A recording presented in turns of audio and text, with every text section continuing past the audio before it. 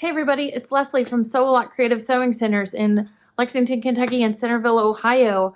I have another fun Kimberbell Klub Digital Dealer Exclusive for December of 2022 for you. We are going to make this cute little eye mask. I have made a slight adjustment to it.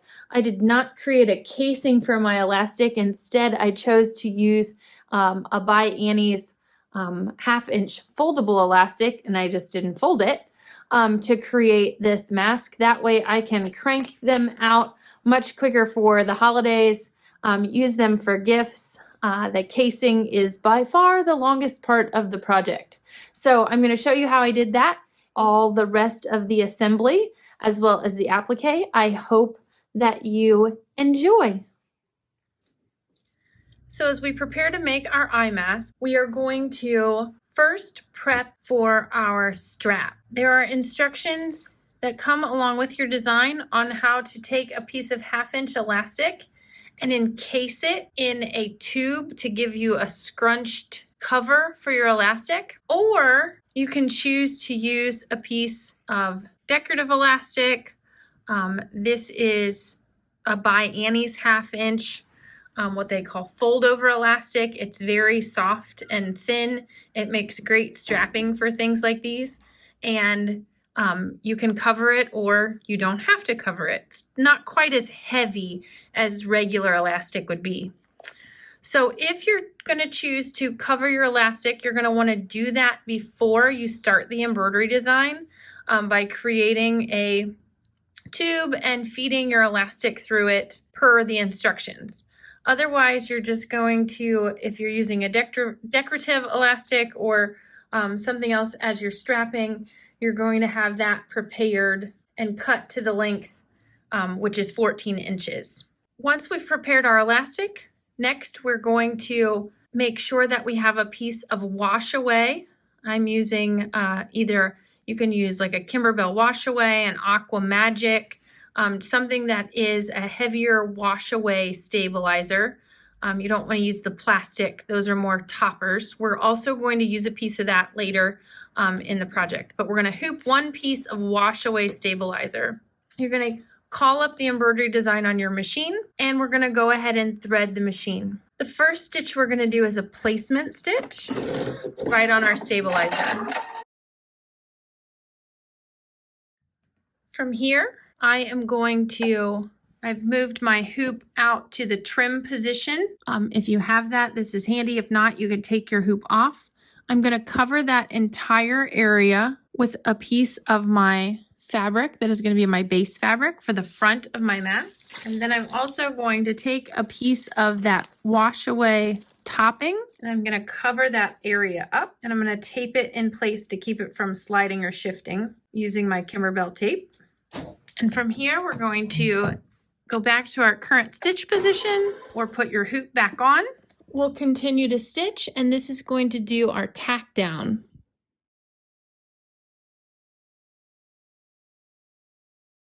And just for reference, I did stitch my tack down in a darker color so that you could see it on the video. If I were doing this to make my mask, I would probably stitch this in a matching color to my background just to make sure later when we go to turn this, I don't have any of that darker color peeking through. Once we've stitched that down, we're going to stitch the placement stitch for our cucumbers if we're doing the cucumber design. Otherwise, we're going to go into stitching out the details of the knot today. But for this one, we're going to stitch our applique placement stitches. Once I have the placement stitches for my appliques, I'm going to cover that up with my piece of leather or whatever fabric you chose for your appliques. This nice light green works great to make these cucumber slices, and I'm just going to tape it in place right along the edges. From here, we're going to stitch the tack down. Next, we're going to trim around the leather. I'm going to remove the hoop from the machine just to make trimming around it a little bit easier. So now we're just going to start and stitch the satin stitch.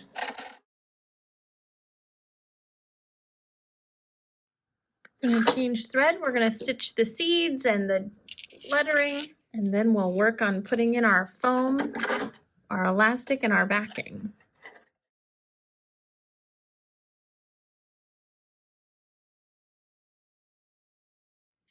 When it finishes stitching the detail stitches, we're going to remove the hoop from the machine and flip it to the back side. From here, we're going to take our piece of flex foam on the wrong side of the hoop and cover up the entire placement stitch area for the eye mask shape, and we're going to tape it in place. We're going to flip the hoop back over and reattach. We're going to stitch down from the front side of the hoop that foam to the back side. Once again, I'm going to remove the hoop from the embroidery arm. I'm going to flip to the back side and I'm going to trim around the foam.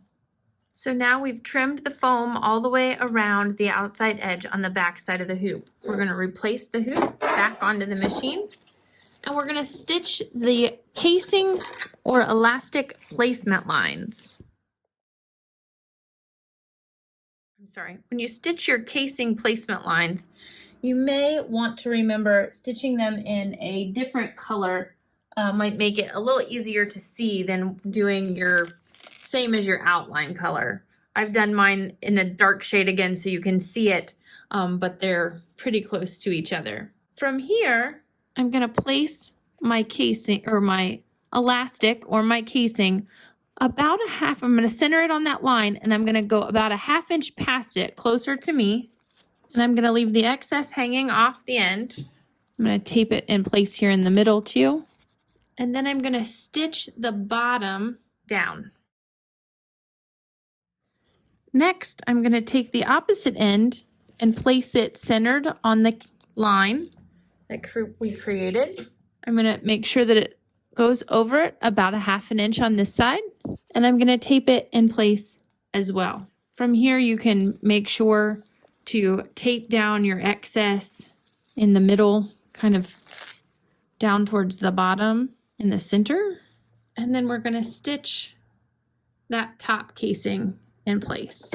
I'm going to take my piece of backing, which is also a piece of the cuddle fabric, and I'm going to lay it right sides together on top of my mask. So the fuzzy side's going to be in, and I can tape this down in place. And then we're going to stitch the bottom seam. Again, I'm using a darker color so you can see that stitch line. Next, it's going to move to the opposite side to stitch that part of the mask, but beforehand it stops so that we can make sure everything's nice and smooth. We can make sure that our elastic and our casing are smooth and down and out of the way, and then reposition if need be and start stitching. Next, we're going to remove the tape where our casing is taped down, or our casing or our elastic are taped down, and we're going to just slide that up through to the opposite side where we have a hole, pulling that up and out, and then we can tape this in place, making sure to smooth everything as we go. Next, it's going to stitch the bottom of our eye mask. Once this step is finished, we are done with the embroidery part. We're going to remove the hoop from the machine. Next, I'm going to release my hoop. You can remove any tape that's in your way. And from here, we're going to trim out our eye mask about a ½ inch around, being very careful not to cut through your casing or your elastic strap. Don't get on a roll and cut through those. So what I've done is I've trimmed around where the line is. When I get to the part here up at the top and I've got all this extra, what I'm going to do is I want to be able to know where that casing is. I'm going to tear away that piece of plastic. I'm going to trim away this piece of excess stabilizer, any loose threads. I'm going to make sure that that casing is nice and clear, trim up any remaining pieces that I need, and then I'm going to leave this section a little bit thicker because I'm going to turn this in when we turn this around, and this is where we're going to close it up. So I like to leave the area where the hole is just a little bit longer than everything else. I can always come back in and shorten it up, but I can't make it longer. And I'm going to take my scissors and I'm going to snip out some little V's or little sections here around these curves to make them turn a little bit smoother. Just want to make sure you don't trim through your stitches. Once we have that all set, we're going to take through that hole and turn this right side out. Again, you can remove any pieces of tape you have. You can peel away that wash away topper, and then any remnants that are left will wash away. And then from here, we're going to turn this opening that we've left, line it up, and you can whip stitch this closed. Or if you haven't learned anything from me this year yet, if you don't want to whip stitch it, we're just going to put a little bit of liquid stitch in there. That's by leaving that extra length there at the top. That just gives us more to glue. And you can glue this shut, and from there, you have your mask. These would make quick, easy Christmas gifts, stocking stuffers, all kinds of fun things to do with this. And you've got two different patterns. You've got the cucumbers and the not today. So I hope you enjoy this project, and I look forward to joining you next year for a whole new year of Kimberbell Digital Dealer Exclusives. Make sure you get signed up today.